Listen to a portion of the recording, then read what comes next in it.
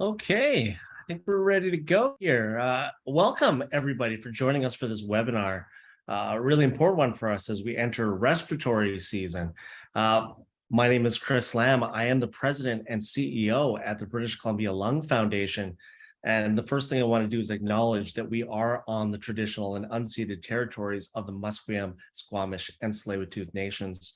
It's also important for me to point out at this point that as we enter respiratory season knows no borders.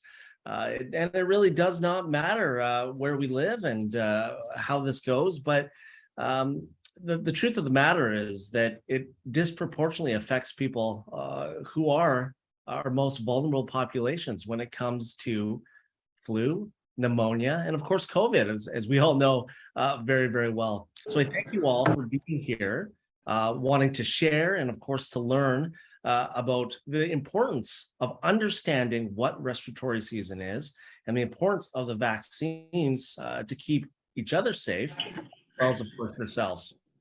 As we move on here, I wanted to thank Sanofi, of course, for providing the educational support and dollars to make something like this possible. And we have a full jam-packed schedule for us today. Of course, we are going to hear from some of our community senior educators. Larry and Ronnie Sharp are here to talk about their experiences. We are going to have Dr. Rita Whitman join us as well, where she's going to talk about the burden of the disease of influenza. I'm so honored that we have with us Ajit Johal, who is one of the most fantastic pharmacists that I've ever met. His willingness to volunteer his time and work with organizations to ensure that the right message is out there. He's going to talk to us about vaccine developments. We're so honored, of course, to have educational resources shared with us by a registered nurse. Sherilyn Cortez Manderson is going to be with us to speak. We want to make it really important that everybody here gets a chance to ask some questions and have their questions answered by our health professionals that are here. So we will save a chunk of time for that. I do want to also point out that this recording is going to be made available online. So if you haven't had a chance to join us, and if you're watching this later, obviously you didn't, but you will have a chance to watch this recording. It will be made available if you need to pop out early on our website at bclung.ca. So without much further ado, I do want to introduce Larry and Ronnie Sharp, who are going to talk to us about their community, about their role and their role in what respiratory season really means to them. So Ronnie, Lauren, Larry and Ronnie. You're right. Good morning. I'm Ronnie Sharp, and this is my husband, Larry. And we live in Delta, British Columbia. We're pleased to be able to be here today to discuss our story and our experiences with the flu. We were 74 years old when Larry contracted the flu in the early spring of 2019. Larry works full-time. We are very healthy, active seniors.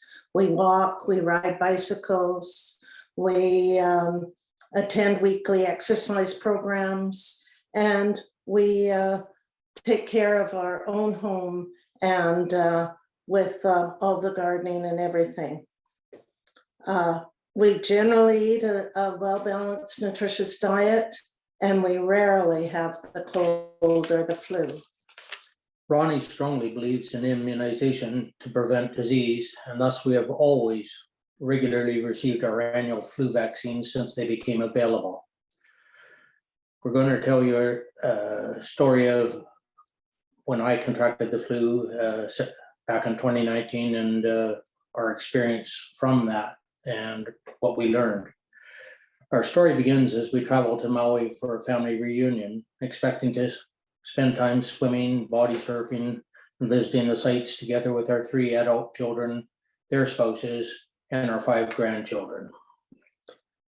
During the 3rd day of our trip, Larry began feeling unwell, progressing from a sore back to tiredness to cold-like symptoms and eventually debilitating fatigue. After the 3rd day of worsening condition, we took Larry to the local clinic. In that short time, his blood oxygen level went from normal to just 20%. his blood pressure had dropped down to 60/40. The clinic immediately called the ambulance and rushed him to hospital, where he was diagnosed with pneumonia and the flu. When I was being admitted to an isolation ward in the hospital, where the nurse checking me in asked if I had my affairs in order or if I wished to see a chaplain. This really drove home the severity of my condition. I spent 4 days in the hospital recovering.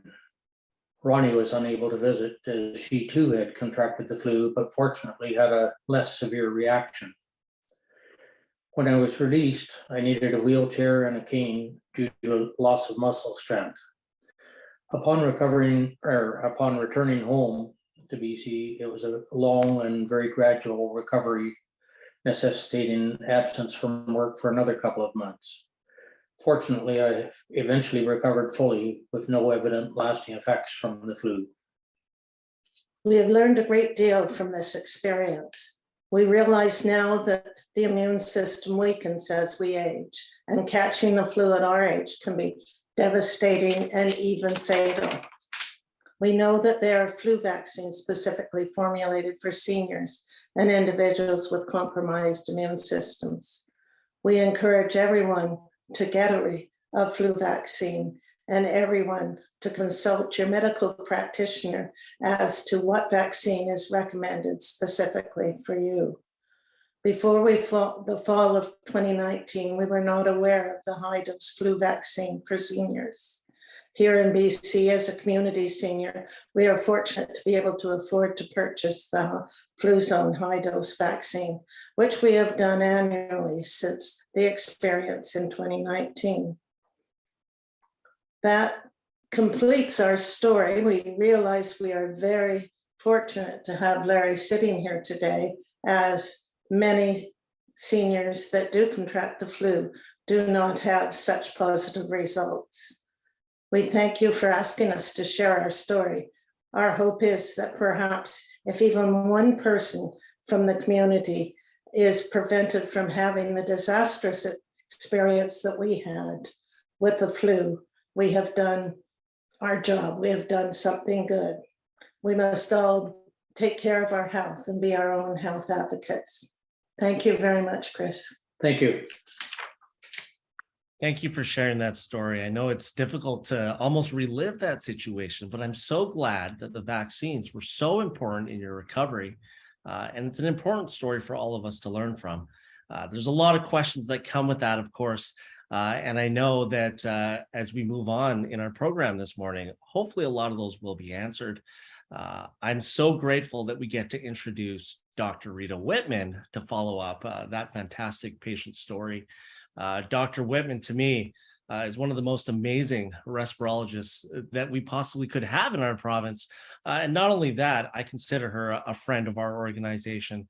The amazing part of Rita is that she also is an incredible fundraiser, and she is a member of our bicycle trek community, where she's ridden 200 kilometers every year on a bicycle for our organization in an attempt to raise awareness and dollars for us. So Dr. Whitman, I'm so grateful you're here. Thank you as always. And please take it away. All right, thank you. Thank you very much. I'm just going to share my screen, and hopefully I have chosen the right screen to share. Bear with me. All right, can you see my first slide? We can, you're bang on. Okay, wonderful. So thank you for having me come today to talk about the burden of influenza, which I think was so eloquently already shared with us by Lauren and his wife. But I'm going to just work through some other aspects of the burden of disease. And on a rainy, windy day, I'm just going to caution you one thing. It's very windy in Langley. We often lose power. If that happens, I'll call Kelly, dash over to the hospital, which has a generator, and log on again. But without further ado, I have a brief outline, and what I'd like to do is try to say, can we predict influenza this year? Will we get it right? Do we know what the future holds for us? And then spend most of my time talking about what is the burden of influenza, from not only its effect on our health, but what it does in terms of increased mortality and societal costs. And then I am not going to steal the thunder of our other guest speaker today talking about vaccines specifically, but I'll briefly hint that there are more than just vaccines that can help attenuate the burden of flu. So I have some disclosures. I do give talks for other companies, and I have participated with Sanofi on an ad board regarding their newer vaccine products. And I have received an educational grant for giving this presentation from BC Lung. And but I will adhere to recommendations and science when I talk about facts, which I think are not in dispute. So Australia is often looked upon as being a predictor of what will occur for us. Their flu and winter season precedes ours, and this year Australia has been hit very hard. Their cases have increased in number, and their flu season also started much earlier. The next graphic kind of shows that. If you look at the red line, you can see that the peak of that line is somewhere between May, June. The yellow line is where traditionally in the past 5 years for Australia, the peak incidence of influenza cases that were documented occurred. So their flu season has occurred earlier. There have been more cases. And importantly, when they made a campaign to introduce influenza vaccines, they were able to get a very quick decline, as you can see, the sharp decline in the red line, as vaccination programs were really enhanced and promoted across the country. So I think that's a lesson for us to ensure that we need to really promote our vaccinations as early as possible, using the most effective vaccines that are available, and not to wait. Please don't wait. So unlike in previous years, there are many factors that believe us to think that we are going to have a flu season that could be just as devastating potentially as that has been experienced in Australia. And again, to summarize, they've had a number of cases that has far exceeded their 5-year average. Influenza A happens to be the predominant virus subtype. And the vaccine that they have developed has moderate effectiveness. It's hard to get 100% match. As you know, we've learned over the last 2.5 years with COVID, there's always mutations that are occurring with viruses, and that's true also of influenza. So the other perfect storm that's occurring, and as I was driving here today, I heard people talk about the tridemic, and it's like, oh my God, what now? And that is that we are seeing surges in COVID, and we are seeing surges in pediatric viral illness, RSV. And yesterday on the news, they were talking about Ontario hospitals saying, please, please try not to come here. They're canceling surgeries as their pediatric cases of RSV are increasing. And then I would add that there's a fourth factor that we need to consider that is going to make the coming flu season and viral illnesses challenging. And that's that we have our healthcare system is stretching and is quite burdened by what's occurring, not only amongst the hospitals, but also amongst our paramedic staff. And so this is leading to, and I think, as we say, a perfect storm where we may not have as much resources, and we need to do everything possible to try to prevent illnesses that have a strategy or treatments that allow for that. Now, I want to take a brief aside and talk about the burden of influenza in terms of numbers. These numbers that are given here are for Canada. They're older numbers. They probably do not reflect the true burden, because you realize that there are many people that have influenza that have not had a test to confirm it. So these are confirmed cases where the influenza was identified as a cause of death or hospitalization or case reports. So pre-COVID, I used to tell people that, there would be like 10 plane loads of people in Canada per year that would die from influenza. And that's much more dramatic than saying there were 3,500 people. When you think of it as being 10 plane loads of people that could have had their disease prevented, that's quite shocking. And of course, there's many hospitalizations and many cases of influenza. It's not just individual cases, but what it does to our workforce is also very important. And we know that this to be true of COVID-19, that the impact of having influenza can reduce work productivity and increase work absenteeism. And this is again from Canadian data. It's estimated that 20 work days are lost per 100 full-time employees annually due to influenza, and that about 12% of employees take time off work due to influenza annually. So those are quite impressive numbers, and its impact upon our economy is enormous. So let's do a review. What does flu look like versus cold, the cold or COVID? And this gets confusing. And I put together, others have put together a little table to try to remind us of cold and influenza symptoms and signs. And I wanted to say that I didn't include COVID-19 in this table, but I want to say that COVID-19 has many similarities to influenza with some differences. But the whole point of putting the slide up is to say the common cold is a very, very mild illness that's very brief, and its symptoms tend to just involve runny nose, sneezing sometimes, sore throat, but does not typically involve the achiness, the fatigue, the fever that we tend to see with influenza. So again, with influenza, it's very common to have a fever, very common to have a headache, chest discomfort, coughing, aches and pains, fatigue. Many people are in bed. And yes, you can also have a sore throat, but it's more than that. With COVID-19, we also see similar signs. Now, influenza, of course, can also sometimes cause GI upset. Some younger patients tend to have diarrhea. We've seen that with COVID-19. We haven't seen the same sort of loss of sense of smell, but current variants with COVID-19 don't seem to have that as well. So COVID-19 is changing its presentation, but when it comes to the common cold, it doesn't. So when you're trying to differentiate these two entities, the cold from influenza, but also from COVID-19, the cold is a lesser illness. Now, as a reminder, influenza for anyone, not just older adults, is a contagious respiratory illness.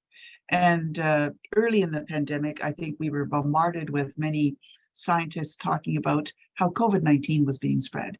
But as a reminder, influenza is spread through droplets, but also through contact surfaces. And this is a reminder to all of us, hand washing is critical for the prevention of influenza. When you leave your home to go somewhere and you open a door and touch a door handle and then touch your face, you're increasing the chance that if somebody else that had influenza had done the same thing, you may have exposed yourself to that influenza. So this is a plea for hand washing or using hand sanitizers as much as possible. We know that if you're also in an institutional environment where you're in close quarters with others, that also is a perfect storm for the spread of influenza. And also in situations where people are in long-term care institutions, yes, your immune system is not as robust, so you are less able to respond to the virus and its effects on your body. And also you would have had a weakened immune response if you received the vaccine in the first place. So these are important factors to consider. So who is at risk for influenza? Well, it's not just those that are older, and this is very important. If we look at who can get influenza, and we look, for example, at risk factors, there are a number of very high-risk chronic conditions that will increase your risk of influenza. And it turns out that about half of Canadians that are 50 plus have at least one of these high-risk conditions. And these include an elevated BMI or packing on a bit more weight, diabetes, asthma, COPD, heart disease, cancer, stroke, and I would add to the list as well, substance misuse or homelessness or not being housed. These are also very important things. There are certain subgroups of patients.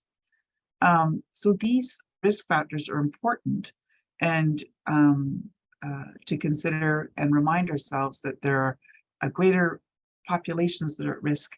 It's not just those that are over 65. If we look at the outcomes of those that are develop flu, we know that if you're hospitalized due to influenza, this leads to serious outcomes. Those that are hospitalized often are in hospital for an average of almost 11 days.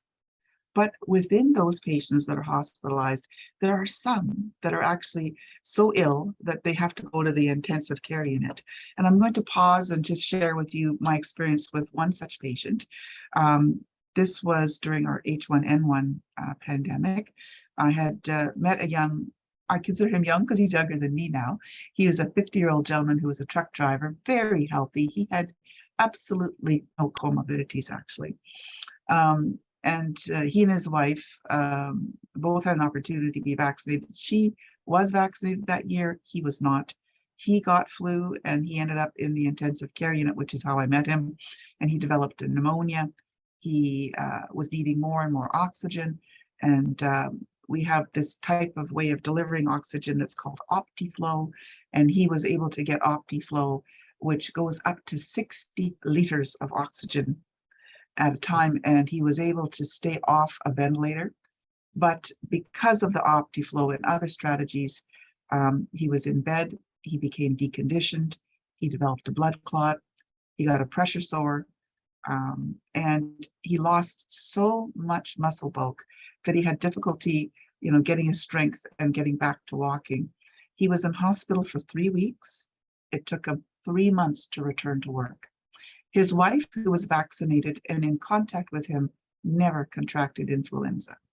So that's one case. That's the extreme. But in this presentation, I just want to say those that end up in the ICU, those that are ventilated, that segment, have a pretty horrific impact to their health.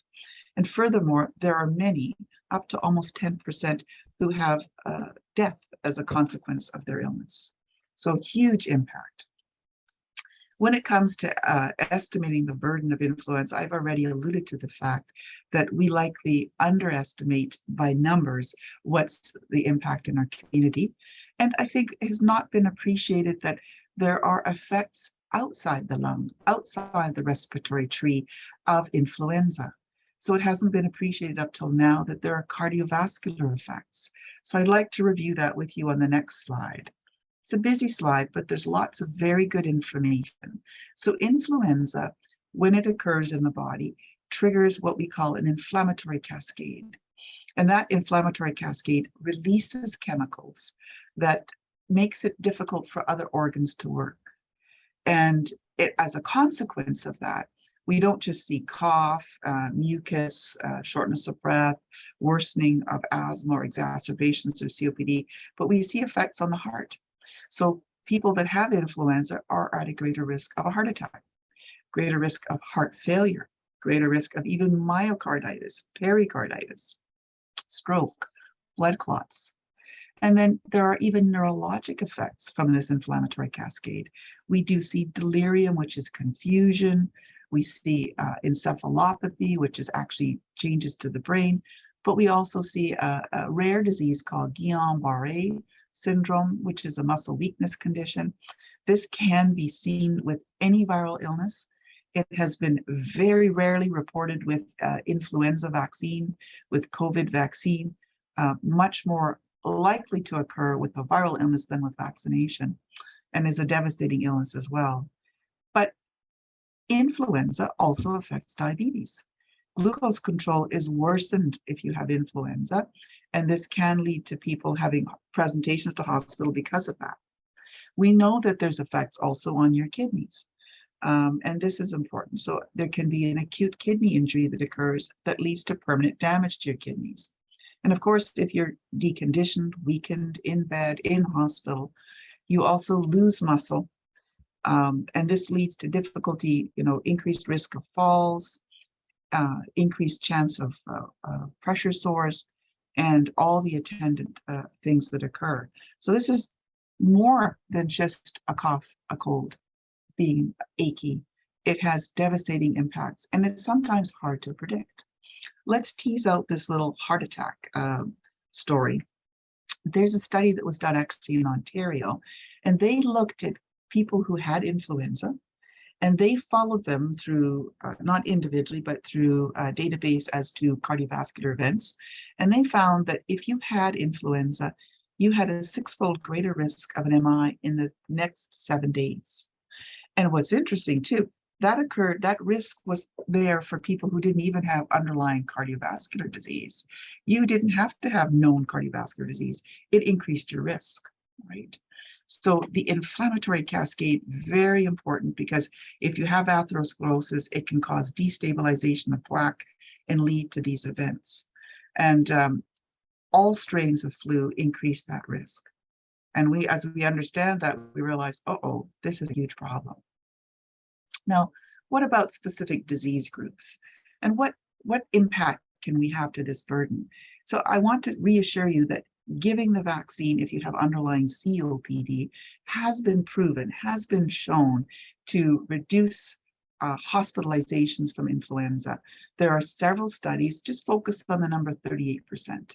There is a 38% reduction in influenza-related hospitalizations in those people who have COPD that are vaccinated versus those who are not. Very impressive numbers. In another study, they had slightly less numbers, but when they looked at and corrected for their classification of vaccination status, they actually adjusted it up to a 43% reduction in risk. If you look further to in medical literature, there is an organization called the Cochrane Systematic Review, or Cochrane Society. They look at studies like this. They assess the quality of the evidence to say, was this a good study? Did it have good criteria, good evidence collection? Was it unbiased?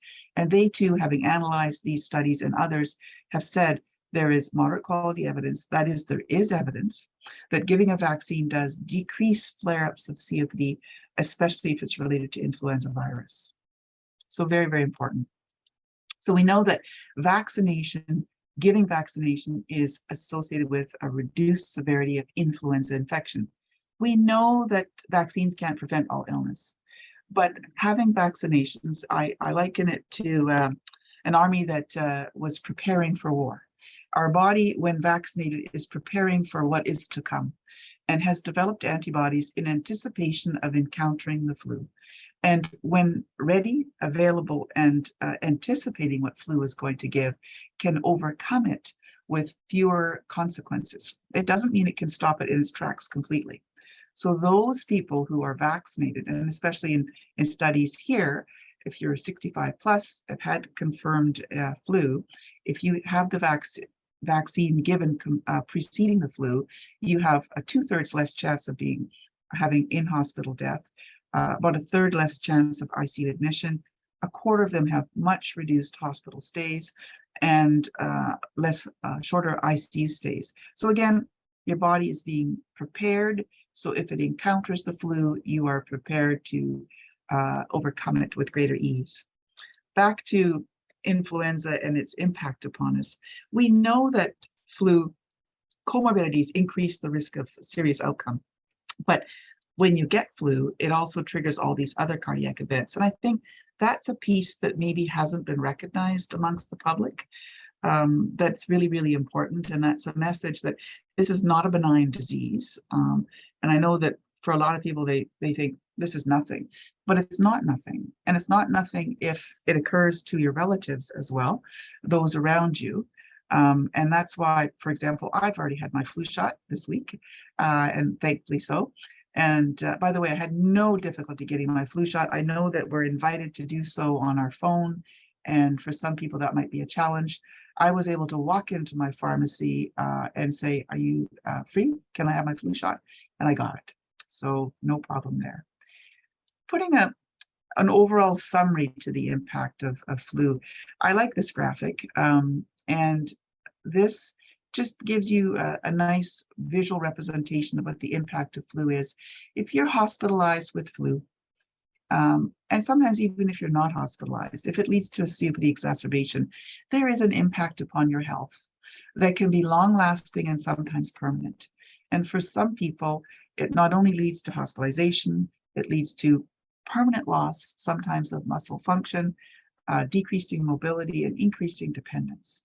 And this is long-lasting and quite significant and devastating. So what can we do? Well, I'm not going to steal the thunder of our next speaker who's going to talk about vaccine, but I thought, hey, There are many things we can do even above vaccination to reduce the impact of flu.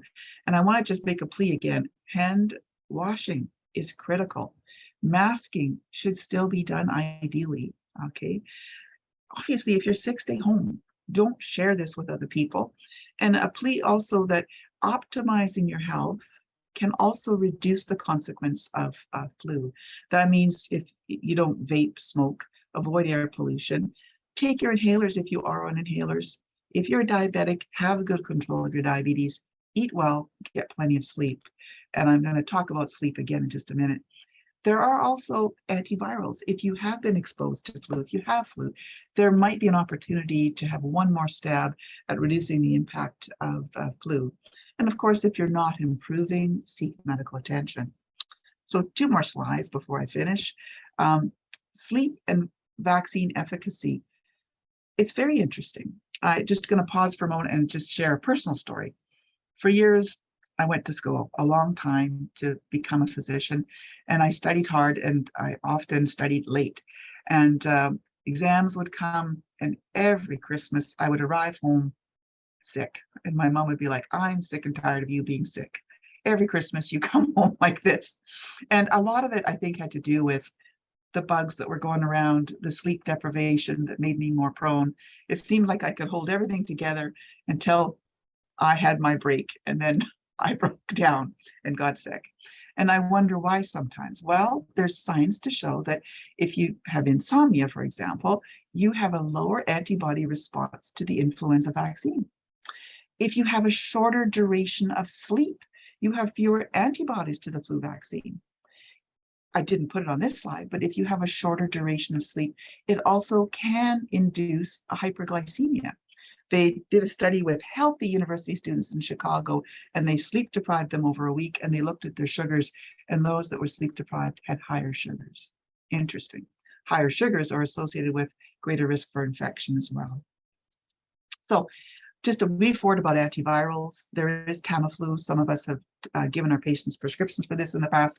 We don't commonly use it, but if you're particularly frail and if you've had symptoms and within the first 48 hours are given Tamiflu, this can attenuate or weaken the illness. And it does that by preventing the virus that's inside our cell from being released so it can't propagate.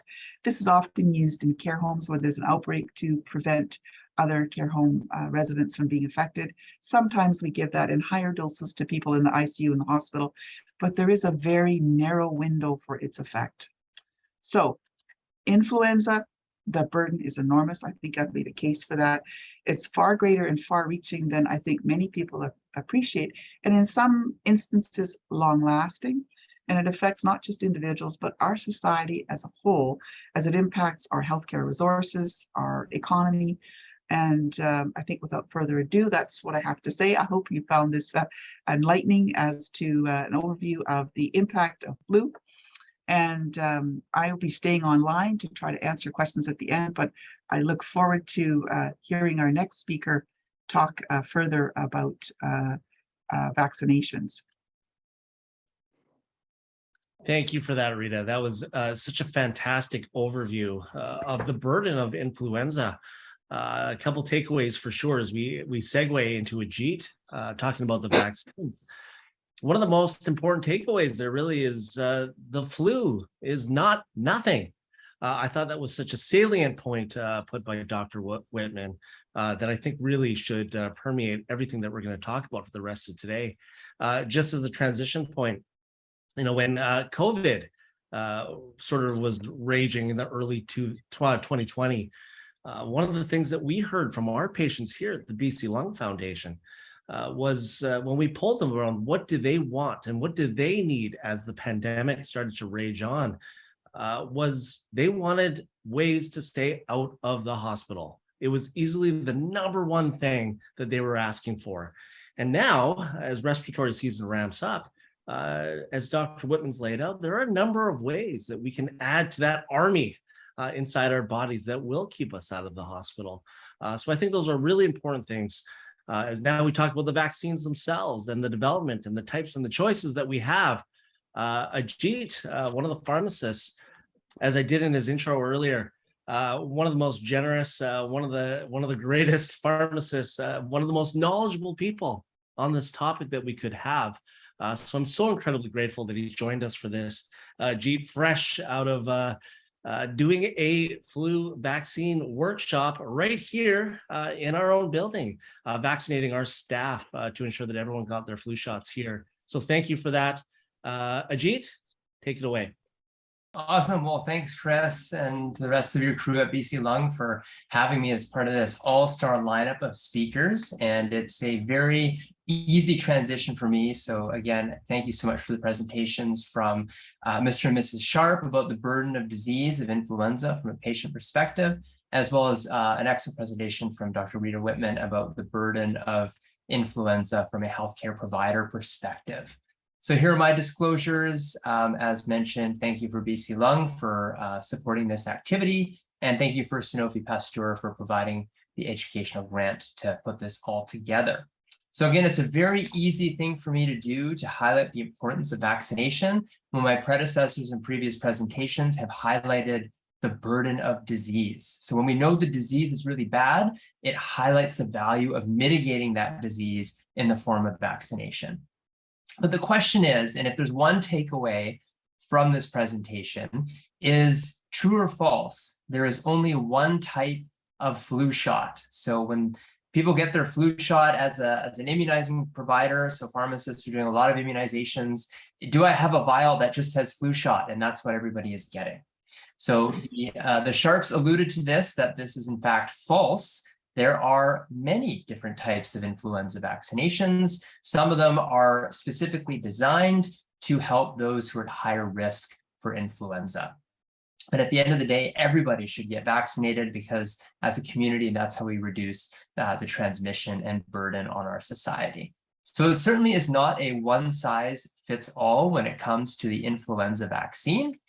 And this is a nice little table here. And we'll go through some more specific examples of who could potentially benefit from some of these scientifically enhanced vaccinations. But we start with the general flu shot, which we basically look at two things when we look at the development of a flu shot. The first one is how much antigen, hematogluten per strain. And that's really important because if we provide more antigen, more hematogluten, then we provide a more robust immune response. We basically give the immune system more to work with and we get more antibody production. So just again, going off Dr. Whitman's example, if we have an army, then we get more soldiers to fight off potentially what's to come. And when we look at antigen concentration, the standard flu shot has 15 micrograms.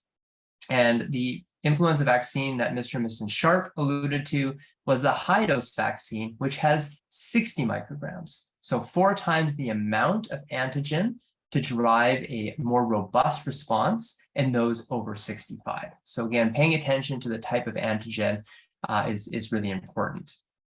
The other thing we look at is how is this vaccine made? And this is really interesting because traditionally vaccines have always been made in eggs. You know, it's cheap, it's a way to produce vaccine and a way to prepare the world for the next circulating wave of influenza. But there are other technologies available. So instead of using eggs, we can either use a cell or recombinant technology, which basically takes the exact genetic information from the strain in order to make the vaccine. And where we see some scientific benefits of not making a vaccine in eggs is the chance of a better match. And this is often the big thing we see, you know, the flu vaccine is a mismatch. Are there particular strains that were not adapted in the vaccine? And where this comes from some of the time is egg-based adaptations. So when we grow a influenza virus in eggs, it's different than when it goes in your nose and throat and starts replicating. So that's really important as we move forward with our technology and what we learn about these viruses is how do we potentially protect those who are the most vulnerable, but also leverage technology to provide better matches against these viruses, which again, Dr. Whitman alluded to, are always mutating. So the question is why? Why would somebody need something beyond the standard 15 microgram egg-based influenza vaccine? Well, we've seen it in Mr. and Mrs. Sharp's presentation and in Dr. Whitman's about immunosenescence. So the way I like to call it is, as we age, our immune system ages with us. And unfortunately, this is an inevitable part of aging. We can eat healthy, we can have a great diet, we can exercise, but our immune system, our horsepower in our immune system is always going to decline after a certain age. We just can't mount the same response against these pathogens or respond to these vaccines in a way that we used to when we were younger. So this is a picture of UK marathon runner John Starbrook, and I'd probably argue that the Sharps alluded to that they are equally as active, independent, doing their own gardening, which I can say is a lot more than most millennials of my generation who don't do any chores like that, very lazy, no loyalty, etc. But that's what Canadian seniors value the most, is their health, their independence. So this is Mr. Starbrook. He is the UK's oldest marathon runner. But ironically, when you look, for example, running a marathon is something I personally wouldn't do. It's a very tough test of physical fitness.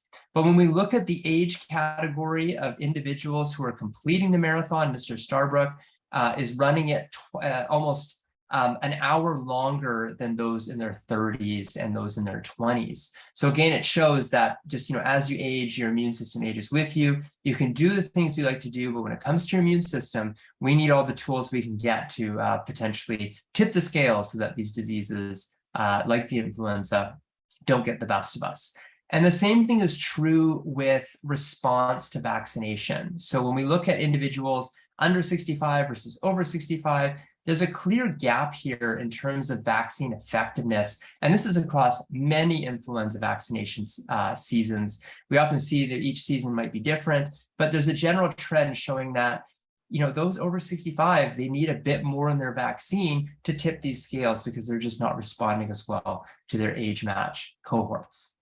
So there are influenza vaccinations available in Canada for those over the age of 65 that will help address this gap that we see with if we just use the 15 microgram standard dose vaccine in those under 65 and over 65, we're seeing a difference in response. So the two products are, as the Sharps discussed, the vaccine that they get is the high dose inactivated influenza vaccine. And what does that do? 16 micrograms of antigen. So more antigen for the immune system to work with to provide a more robust and better response. And then there's another one as well, where if you, instead of using more antigen, you use something called an adjuvant. And an adjuvant comes from the Latin word adjure, which means to help. And that basically helps take your 15 micrograms of antigen and make that work a little better in terms of driving an immune response. Now, in terms of what's available in Canada, the high-dose vaccine versus the adjuvanted vaccine, despite their differences in mechanism, there's also a difference in the amount of strain coverage. So the high-dose quadrivalent vaccine protects against 2 A strains, 2 B strains, and the adjuvanted vaccine does 2 A strains and 1 B strain. Now, again, going back to Dr. Whitman's presentation, the A strains are carrying a higher burden, but it does help having additional strains as well.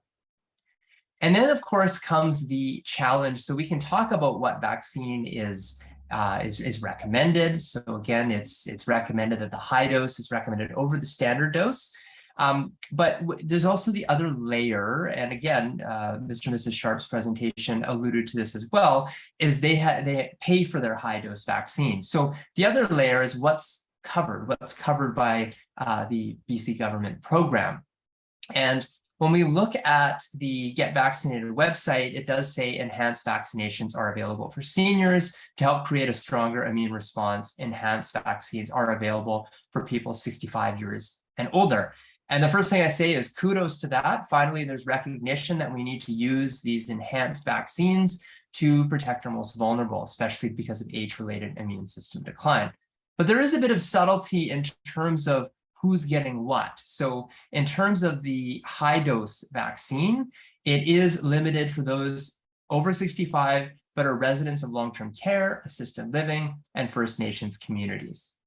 For those over 65, who are residing in the community, they are provided the adjuvanted vaccine. So not the high dose, but the adjuvanted vaccine. So it's important to let people know that when they're getting their vaccine and they're over 65, the adjuvanted vaccine is covered by the government, but the high dose one, if they do want it, they do still have to pay out of pocket. Now, it's important to look at a couple things, and the one question that might come up in the Q&A, which I'll address right now, is which is better, the high dose or the adjuvanted vaccine? And as a scientist, of course, we want to look at evidence. We want to compare the two in a randomized controlled trial. And there's no evidence on how each one directly compares. But the way I describe it is on a personal level, which one would you recommend for your grandparents? And if a patient asks me, well, which one should I get? I would say, well, with the evidence we have, what we know that the high dose vaccine has grade A evidence and a number of studies that have been done across the globe with a number of populations over 65, as well as consistency across different seasons. It's been used in the US for over a decade, showing that it is better than the standard dose. So definitively, I can tell someone that the evidence shows if I were to take a standard 15 microgram vaccine versus the 60 microgram of the high dose containing the same circulating strains, that one is better if you're over 65, hands down. So that's sort of a roundabout way of answering the question. Now, again, I'm all for people getting vaccinated, and if the adjuvanted vaccine is what's available, absolutely. But when it comes to the data that we know, the high dose vaccine has shown to be more effective than the standard dose. And when we look across Canada and we look at the programs, with the exception, of course, Quebec, is most jurisdictions, including Alberta, Saskatchewan, Ontario, and the Maritimes, are all covering the high dose vaccine, not just for their long-term care, but also for community dwelling seniors. Because the thing about providing better protection for community dwelling seniors is that we want them to stay in community and keep doing those things that millennials aren't doing, so they don't end up in long-term care. And we heard the story of Mr. and Mrs. Sharp, of how loss of muscle mass, loss of activities of daily living. We heard in Dr. Whitman's presentation about really that one health event leads to a devastating cascade, which puts influenza and pneumonia as the third leading cause of disability in those over 65. So if we can prevent it, let's prevent it. In terms of other enhanced options, and again, Dr. Whitman alluded to this when she talked about her anecdotal case of a patient who was 50. And when we look at age-related immune system decline, the high-dose vaccine is indicated for 65 plus, but we know that age-related immune system decline starts at age 50. We worry about reactivation of herpes zoster, and that's why we recommend the shingles vaccine. And we worry about those over 50 for influenza as well. Same thing with COVID. Again, unvaccinated individuals over the age of 50 were high burdens in the hospital as well. So looking at adults over 50, they are at higher risk of age-related immune system complications. Again, they're less likely to be vaccinated and more likely to be admitted to the ICU. Dr. Whitman also alluded to comorbidities. At least half of patients over 50 not only have age-related immune system decline, but they also have a comorbidity, a health condition that predisposes them to a higher risk. So how do we deal with that? And there is an option that has been approved in Europe and is available in Canada for this influenza season this year, and that is the recombinant vaccinations. This is the bottom one on the table. So a couple key features of this vaccine, going off our discussion on vaccine science, is one, there's more antigen. So again, instead of 15 micrograms, there's 45. So instead of 4 times that 60 for the high dose, this one's 3 times at 45, providing more antigen for the immune system to work with. The other thing it does is it's not made in eggs. So with a more specific genetic information on recommended strains, that has the potential to provide a better match. So not only more antigen, but a better match to circulating strains. And why is matching strains important? And ideally, I hope that all vaccinations, including the high dose, do go to a recombinant type technology, because when we look at some of our mismatches, it's typically one strain, and that's H3N2. Because of the way it evolves, it's got complex evolution in terms of its subclades, but it when one strain doesn't match, it drags down the rest of them. So that's why if we move away from egg-based vaccinations, we could potentially provide better match and therefore better effectiveness and get the best of both worlds. So the vaccination I'm discussing, the recombinant vaccine, is also known as Supemtech. It has 3 times the amount of antigen, 45 versus 15, and it's also made in recombinant technology. And there is randomized controlled data, which is the great kind of data that us scientists want to look at when we're comparing interventions. And same thing, if we look at a standard 15 microgram dose vaccine made in eggs versus the recombinant 45 microgram vaccine made in using the recombinant technology, it's very clear that both primary, which is influenza, and culture positive influenza is reduced in those who receive the Supemtech versus the standard dose in eggs. So it has been shown head to head with the standard dose to be better in terms of preventing influenza. So a couple of things I want to mention is that when we look at what's covered, there are some quote unquote missing options. So these are things that are recommended, they're available, they've got very cool features to help protect our most vulnerable, but they are missing from the publicly funded program. And my big thing is, at the end of the day, I would love to have the government to have an unlimited budget and fund these vaccines immediately when they're available, but let's not have it missing from our conversations as healthcare providers. So your pharmacist, your physician should know about these options and should be able to address any questions and should be actively recommending it.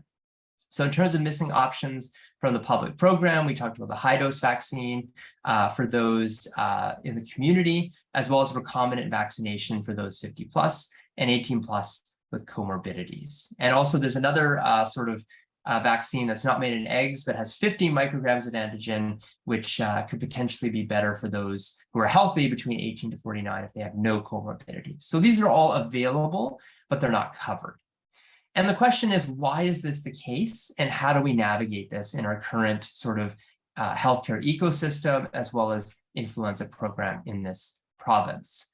So the first thing is we have to look at the different perspectives, and public health, the pharmacy, and the high-risk patient all have a vantage point that's really important to flush out, and it gives us a better understanding on how to navigate this. So the first one is public health, and the best example I can give is a baseball stadium. So if you're public health and you have a limited budget to spend on an intervention like a vaccine, how much you would, of course, spend the money on something that would protect everybody in the stadium. So you spend something for intervention X, which protects everybody in the stadium a little bit. Now, again, there's some people in the stadium who would benefit more from intervention Y, but if you were to give everybody intervention Y, it would cost a little bit more. So you do intervention X because at a population level, that is your risk mitigation strategy. And I think this is something that's really good, because when we have the Get Vaccinated program, if people are notified that their vaccine is available, they're able to register online, or they're able to walk into a pharmacy to get it done, we have to do better with our vaccination rates. So again, when we look at COVID vaccination, we're looking at 90% vaccination rates for those 18 plus, but for flu, it's at 40%, and it hasn't moved from 2018, 2020, 2021. It's still very suboptimal. So less than half the population over 18 gets their flu shot. And then for those over 65, it's a little bit better, but again, at 70%, 30% of those high-risk individuals are not getting vaccinated. So we definitely have to do better in terms of getting more vaccines in arms at the population level. So again, when this is an email to me from the BC Get Vaccinated program, it says a flu vaccine dose is available for me, and I got this via email. Here's how you book your appointment. Now, the question I have here is, which flu vaccine is it? What am I getting? And again, there is no one-size-fits-all flu vaccine. And when we look at the pharmacy perspective, we're using a program called IMSS-BC. So many of you, if you're booking online or you're booking over the phone, we're using the back end here, and we're seeing all of you come in and booking your appointments. The other thing we can't see is what you're coming in for. Are you coming in for COVID? Or are you coming in for flu? So it's definitely busy times at the pharmacy. The other thing is, as pharmacists providing vaccines, and this was alluded to in the NACI statement, is there are a number of new influenza vaccines. Some are designed to enhance immunogenicity for specific age groups. So the choice of product is now more complex. So we get deliveries of these publicly funded products, but we also have to deal with our COVID shots as well. So it is recommended to have both vaccines administered in the same visit if possible. There's no increased risk of side effects, no effect on immunogenicity. In fact, it's recommended that if we have a patient, we should immunize them with as many vaccines as we can. You know, we give young babies up to 6 immunizations in a single visit. Your immune system responds to tens and thousands of antigens at a time, so 2 vaccines is not going to be a big deal. But it just shows the challenge for pharmacists in this province and across the country is navigating all of these different types of flu products, as well as the bivalent vaccines from Pfizer, Moderna, as well as the monovalent vaccines as well, because we still have people who potentially are completing their primary series of vaccination or may not want the bivalent vaccine. So we have a lot of vaccines in our fridge. So it becomes very challenging to sort that out when you have somebody like the patient who has an elevated risk. So this is moving from the public health to the individual perspective. If you're a patient and your risk is higher, you're one of the individuals in the stadium who are at a higher risk and need more than the intervention that's blanketing everybody in the stadium. So how do we deal with that? And we have to move past vaccines as being something that's either publicly funded, so the government pays for it, it's important, to being ignored. And we have to start going back to individual considerations, because I feel like we've kind of drifted away from that, is that each individual has their own specific health needs, and they're at a differential risk for these vaccine preventable diseases like influenza. And when it comes to the healthcare provider perspective, we often think cost is a barrier, and we try and educate pharmacists, physicians to recommend these products and not stay silent about them because it's either you feel bad or you don't think your patient's going to pay for it. It's a powerful investment in terms of a vaccine. I always say 15 minutes could save your life. You heard the story from Mr. and Mrs. Sharp. Had they have known about an enhanced option, potentially that experience in Hawaii could have been mitigated. Is that worth $90 to $100? Absolutely. So patients actually, especially if they're at high risk, the number one reason they don't get these vaccines that are recommended but not funded is not because of cost, but because their provider doesn't recommend it. And it's an unfortunate feedback loop because as providers, we think we feel a bit sheepish about recommending something that's not funded. But it's just like car seats for a newborn baby. The government doesn't apply it, doesn't pay for it for you. But to take your baby home, you've got to have a car seat and you've got to buy that. So vaccines need to be put in the same bucket of these powerful interventions that people should have their own prerogative to access, especially if they're at higher risk. And it just, again, reinforces something that the Sharp said at the end of their presentation, that you should have that strong relationship with a healthcare provider. If you don't have a family physician, talk to your pharmacist. They're taking over a lot of vaccination needs. They can order in these products. Plan ahead if you know that this is a vaccine that you feel is best for you. Plan ahead and let your pharmacy know to bring that in for you because they're dealing with a lot of products they might forget. You don't want to be in a situation where you're calling around and trying to find it. And ultimately, in the way the healthcare system is now, because of the challenges in primary care, the burnout that Dr. Whitman alluded to, patients need to be their own advocate and they need to really voice what they want preferentially. So attending presentations like this where there's various experts telling about the vaccines, the burden of disease, the resources is extremely helpful so that you can have these conversations with your healthcare provider. So with that, thank you so much, and I will pass it on to our next speaker. Thank you. Way to go, Ajit. Thank you for that so much. And just ahead of us getting to Sherilyn, who's a registered nurse, I just really want to segue us as we talk about what educational materials are going to be provided. I wanted to highlight with something that Ajit said, with something I had mentioned earlier around how respiratory season really does affect the marginalized populations disproportionately. Right down to his point around who has access and how costs really shouldn't be a barrier. This becomes a big part of how we operate and how we should age properly as a province. One of the greatest examples that Ajit gave really was around the car seat. Those of you who had children know that car seats are not inexpensive, and they come in all types. Now, is one baby's life more valuable than another because the family can afford a more expensive car seat? This is exactly what's happened here. And here we are talking about the burden of influenza, as Dr. Whitman's done. And Ajit mentioned now it's the burden of the patient to bring those options and be educated on that. This is a systemic issue that we're going to have to deal with.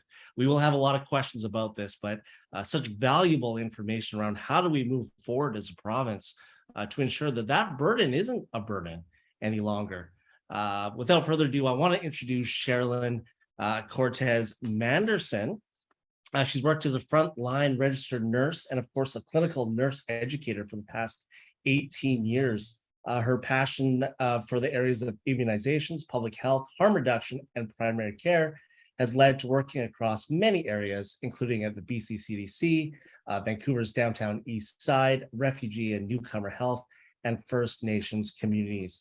She's also facilitator with the Heart Collaborative, and in her downtime, she loves karaoke. Let's get a sample of that later at the end of your presentation. And of course, going on hikes with her husband. It sounds like she has a beautiful Australian cattle dog named Monkey. So, Sherilyn, please. Thank you so much, Chris. Be careful what you ask for when it comes to the karaoke. But yeah, this has been so great so far. You're all very tough acts to follow.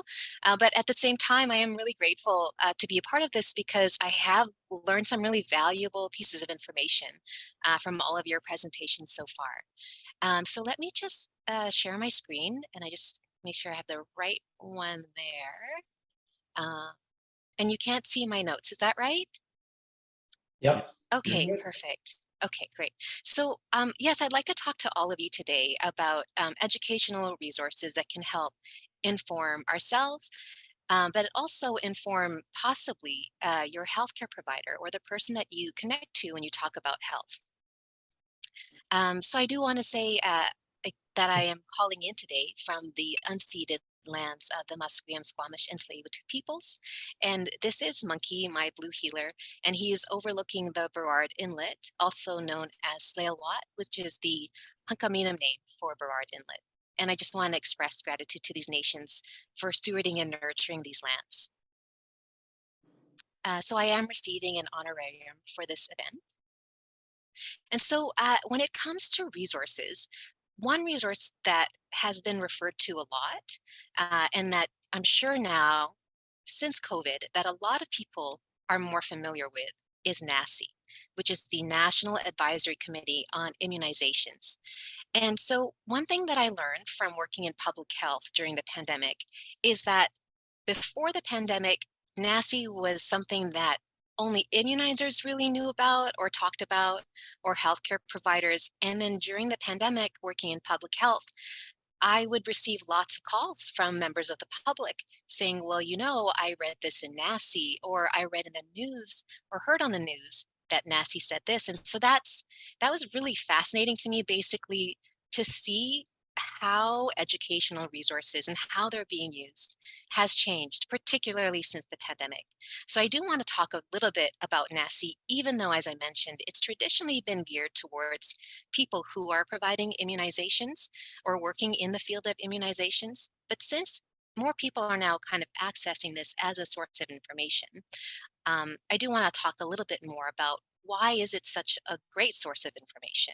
Because it really is the go-to resource for public health professionals who are wanting to make the best and most evidence-based decisions around immunizations.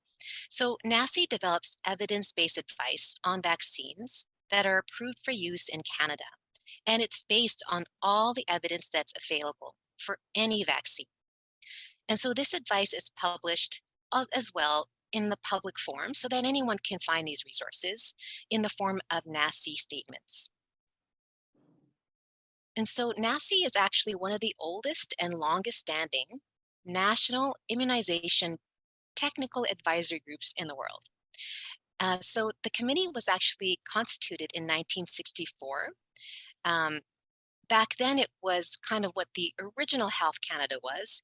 It was at that time known as the Department of National Health and Welfare, because there was basically a need for a group to provide ongoing advice regarding, at the time, polio and other new vaccines of that era, such as the measles vaccine. And so all of NACI's statements are synthesized into the Canadian Immunization Guide. And the first immunization guide appeared in 1979. And since then, it's been an ongoing resource that really consolidates all of the research and information that NACI puts forward. And so the Canadian Immunization Guide is intended as a resource for health professionals, but also for those who have an interest in immunization. Another advisory group that's definitely worth mentioning is ACIP. And so this is really the US version of NACI. It's the Advisory Committee on Immunization Practices. And also they have multitude of resources and webinars that really anyone in the public realm can just go and look at and view. And so NACI, as I mentioned, releases many different documents that are intended to support people working in the field of public health and immunizations. And it includes several literature reviews, and these literature reviews feed into each annual influenza statement. So each year, NACI produces a new updated annual influenza statement. And in addition to the most recent one, the 2022-2023 influenza vaccine statement, another new document is the Recombinant Literature Review, and that's actually the newest. And so this is actually just some excerpts from that newest review, the Recombinant Influenza Vaccine Review. And so according to NACI, it's actually the first time that a recombinant influenza vaccine has been licensed in Canada. And so far, it's the only one that's licensed in Canada as a recombinant influenza vaccine. And so NACI has concluded that the recombinant vaccine may be considered for use among the quadrivalent influenza vaccines for adults 18 years of age and older. And as Ajit so, very clearly described, is that how they make their recombinant vaccine offers lots of advantages over egg-based or cell-based production of vaccines. It can really lead to faster production times, higher vaccine purity, and also, as Ajit mentioned, they reduced risk of mismatch between the vaccine and the circulating viral strains. And so how they produce the vaccine, again, it's not dependent on egg supply.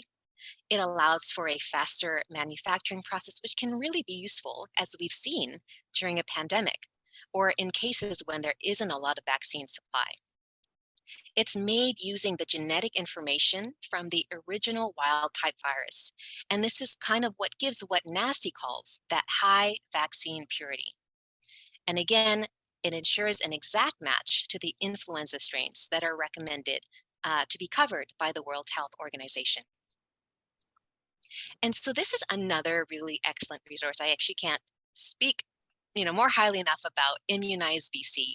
This is one that I used constantly when I was talking to clients about immunization, and in particular about COVID immunization during the pandemic when I was working at a primary healthcare clinic focused on newcomers and refugee health.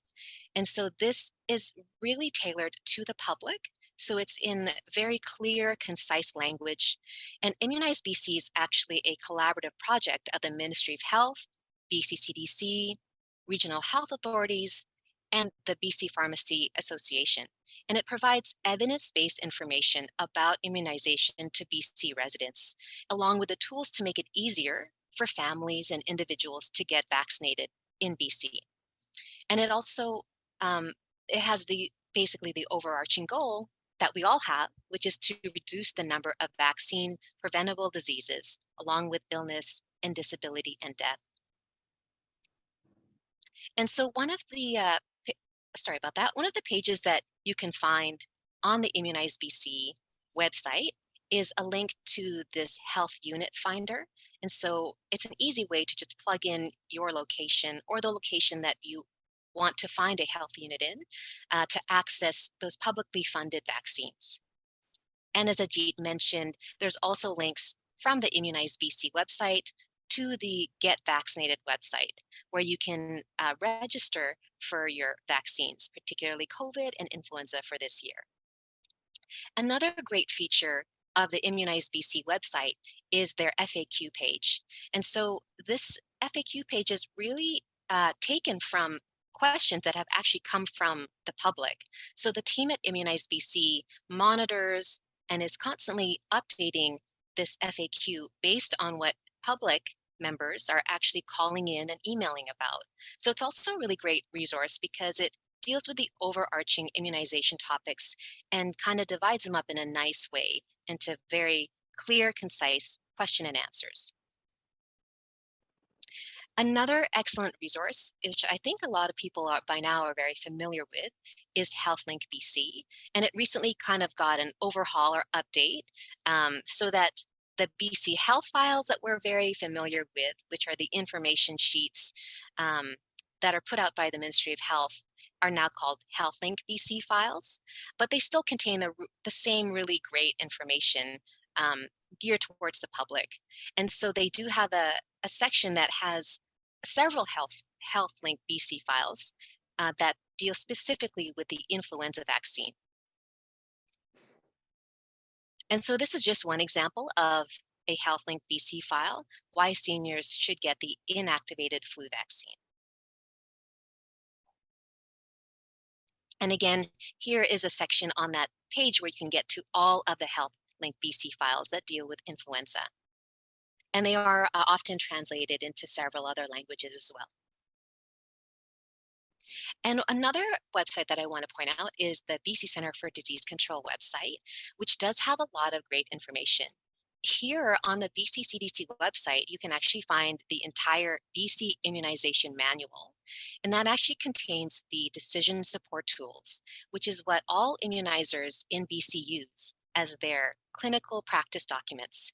It also has this particular page, which is called Vaccines in BC, which this is more geared towards the public, and it has quick links to information about publicly funded vaccines. So on this page alone, you can actually find the quick links to get to the relevant NACI documents, as well as the relevant HealthLink BC files that I mentioned. And this is another excellent resource that I discovered while working in immunizations and public health. To be honest, I wasn't very aware of it before I worked in immunizations, but once I did, this became another very excellent go-to resource. And it's the Children's Hospital of Philadelphia website. And so it is definitely geared to kind of the US audience, but at the same time, I find that their videos and their infographics are just so easy to read and also very easy to communicate to with clients when I'm talking with them about vaccines. So one example is this really great infographic on the different influenza vaccine types. This is a resource that I want to point out. It was technically designed for healthcare professionals as a way to improve communication about immunization with clients. But I do think that it does contain some really great information for just members of the public. For instance, we are living in an age where there's a lot of different information out there around immunization, and not all of it is good quality information. So this is really a tool that people in the general public can also use to talk to their friends, their family members, and their colleagues about the importance of immunization. So it's called the Immunization Communication Tool. It was developed in partnership with Immunize BC and BC CDC, and it was a project by the BC Immunization Committee's Professional Education Working Group. And it contains, for instance, as an example, this story about a boat that has a slow leak. And so the analogy is that the water you are surrounded by is a disease, and that the bucket you have for bailing out the water is a vaccine. And even once you've done a good job of removing all of the water from inside of the boat and you've survived that crisis, you can never get rid of the bucket because the leak can always come back. So in the same way that immunization will always be our most important tool for prevention and protection in the event that these diseases resurface again. So that's just one example of some of the tips that are contained in this immunization communication tool that I think can be a benefit to healthcare providers, but also members of the public. And this is another example of a resource that's in the immunization communication tool. It's a 5-step approach to discussing vaccines with clients. This is also a very Canadian specific resource, and it's called CanVax, and it's the Canadian Vaccination Evidence Resource and Exchange Center, CanVax. So it's an online database of curated resources specifically for vaccination. So it's very deliberately Canadian in its focus, and it delivers current immunization knowledge in kind of one place. And its goal is to basically save time and effort for individuals and healthcare professionals who are interested in learning more about public health and vaccination. And so all of the information on this particular website, the CanVax website, is expert reviewed, and in many cases is contributed to by well-known and highly respected Canadian researchers. And so this is also a Canadian-focused website. This is Immunize Canada at immunize.ca. And this is really great because this is definitely geared towards healthcare providers and the public. You can see here that there are different tabs, one for the public, one for healthcare providers. And it has lots of accurate information and public awareness campaigns on vaccines, and takes a lot of its information from NACI as well. And one of its goals is to maintain and increase public trust in immunizations by delivering really accurate information that is fact-based and evidence-based. So recently in October, the BC government released a press release that stated, in addition to continuing to offer everyone 6 months and older an influenza vaccine for free this year, the province is offering all seniors 65 and older an enhanced influenza vaccine for free. So the statement doesn't go on to provide further details about the vaccines, but since then it has been repeated a lot in the news that there are these enhanced vaccines for individuals 65 and older. So when I first heard that, I was very intrigued, and it sounded very positive to me, which it is, because having more options can really provide a benefit when it comes to health. And so when I'm talking to my own healthcare provider and I get to choose between different options regarding my own well-being, it makes me feel empowered. And it makes me feel like I'm being proactive about taking care of myself and my family members. But what does enhanced actually mean? So it kind of reminds me recently of booking a flight for myself, and then also having to book a flight for my parents. And so this, to be honest, is kind of like almost like a new experience, because I haven't been on a plane before this. It had been, several years. And so, for instance, when I was booking a flight for myself, I saw that there's economy and then there's premium. And I thought, wow, what does premium mean? And immediately this is what came to mind. I thought, I'm getting a bed on this plane. I'm going to stretch out. I'm going to have such a great time on this flight, because to me, that's what premium means. But granted, what premium means to someone else is maybe not the same as what I think premium is. And so in a way, I can see that the government choosing enhanced is a really good benefit. It's actually a really good way to differentiate that there is a difference from the standard dose formulation of flu vaccine. But that word alone, enhanced, doesn't tell us more than that. And so just like there's no standard definition of economy per se on a plane, or premium, or even first or business class, all these different options that you can get when you're choosing a seat on an airline. At the same time, we don't have any real accepted definitions of what enhanced means. And at the same time, ACIP and NACI doesn't use this term. So when you hear or read about enhanced vaccines, what's being referred to here are 2 vaccines in particular, which Ajit mentioned too, and they are the high-dose vaccine and the adjuvanted vaccine. And both were developed with a really great goal in mind, which is the goal of eliciting a stronger immune response in those 65 years of age and older. But while these vaccines have the same goal, and they were both developed with this really great goal in mind, they are different as Ajit mentioned. So this is really just reinforcing what Ajit said already, but the high dose contains a 4-fold higher antigen content compared to the standard dose. And this is again to help create a stronger immune response. The high dose formulation is a quadrivalent vaccine, meaning it protects against 4 strains of the influenza virus, while the adjuvanted vaccine has the same antigen content as the standard formulation of the influenza vaccine, but it does contain that adjuvant, which is an ingredient that can help create a stronger immune response. So again, if we go back to the analogy of choosing a seat on an airline, it's clear that these vaccines are more than the standard, say more than economy or coach. But at the same time, I'm not knocking coach, because coach has always been good to me. It's always gotten me to where I needed to go, and it's always done the job. But again, if I'm choosing a seat for my parents, which I recently did, and my mom was asking me, please choose a seat where I can be more comfortable, where I have more leg room.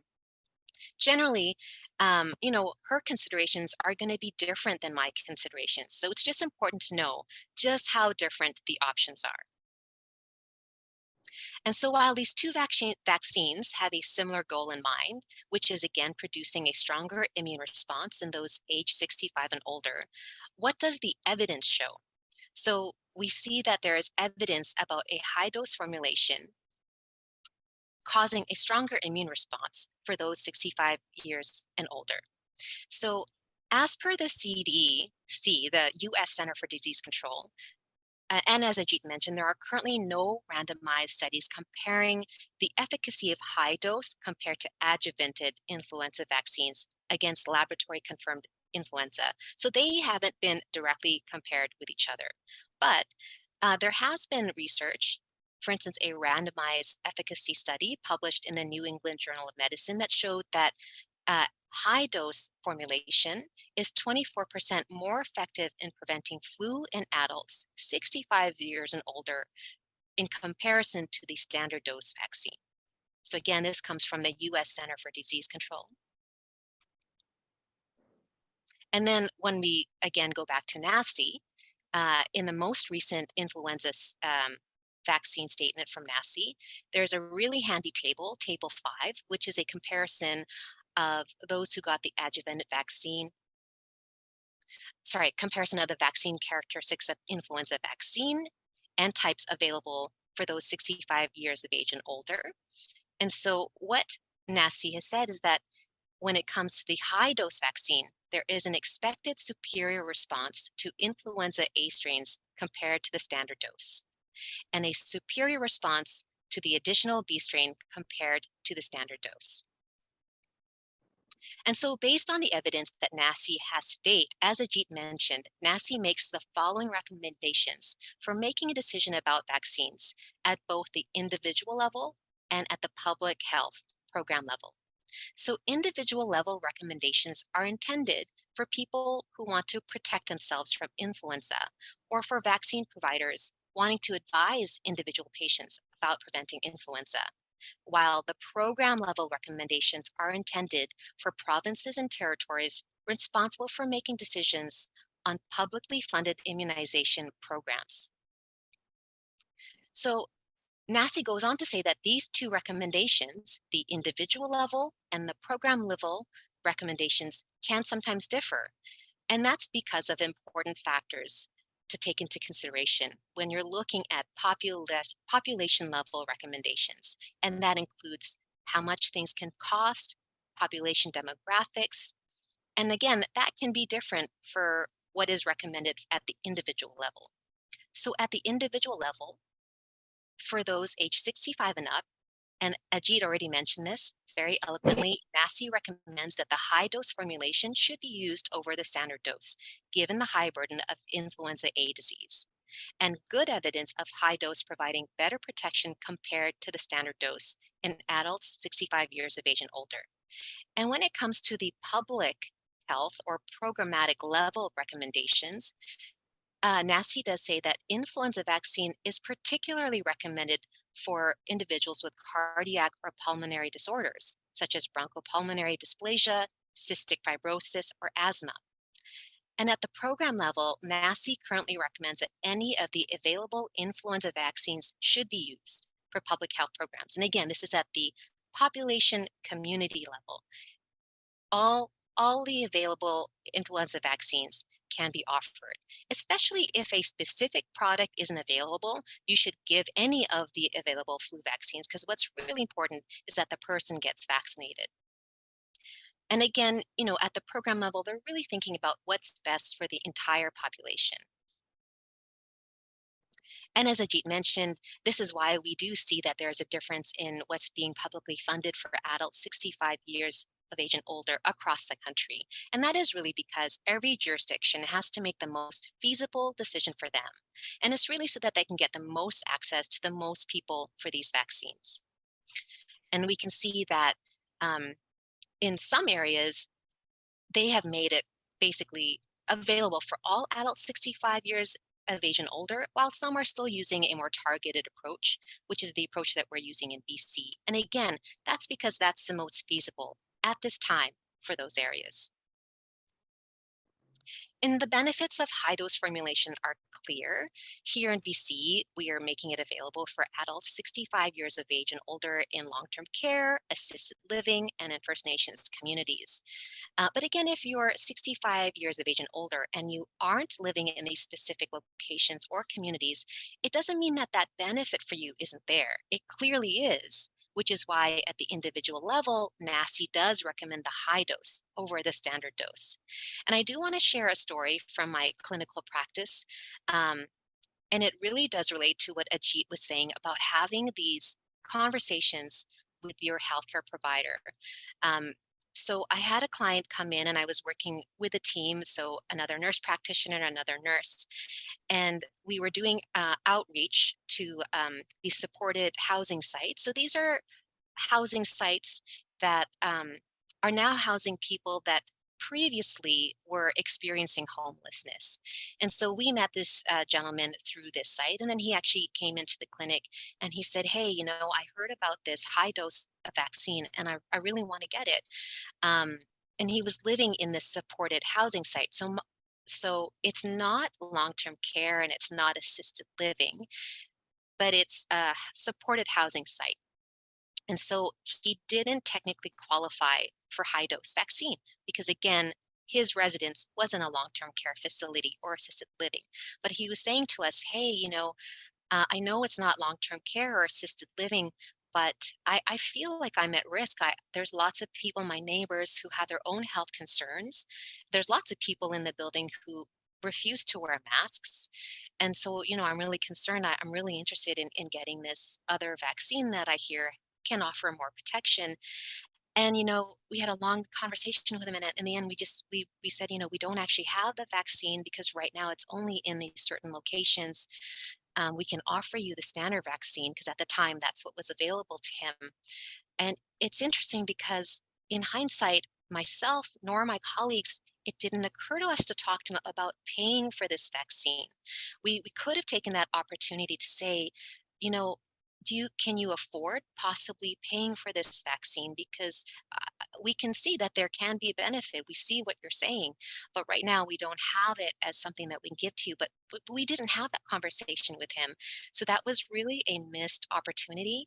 And it's something that I'm sharing because I really want it to kind of be a lesson. It's been a lesson for myself, but I hope that it's a lesson for other people as well, whether you're a healthcare provider or someone talking to your healthcare provider, because ideally, you talk to your healthcare provider and they have all the information and all the answers. That's the ideal, but that's really not the reality. And sometimes it does take you as the client to start these conversations and say, I've heard that I can pay for this vaccine, because as someone like myself who's worked in public health for so long, it's not something that we're geared towards thinking of, this idea of people paying for vaccines. We're so used to the world of just dealing with publicly funded vaccines that it's not something that our thoughts are really conditioned to thinking about.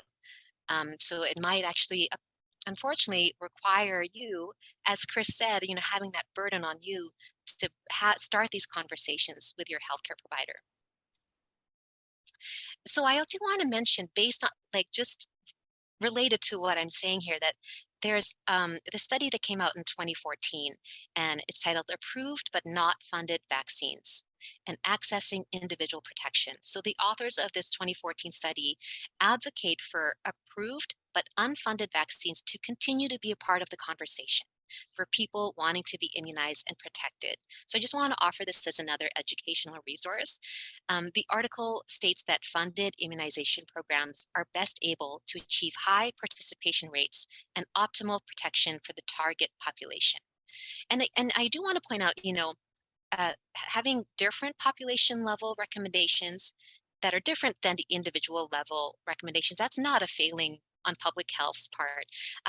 Public health, they're doing an excellent job, as we've seen through our pandemic, of making sure that the most people get the most access to vaccination, and that's really their goal. So it's not a failing, but it's just a difference in that we as healthcare providers and consumers need to still be focused on also what's good for the individual.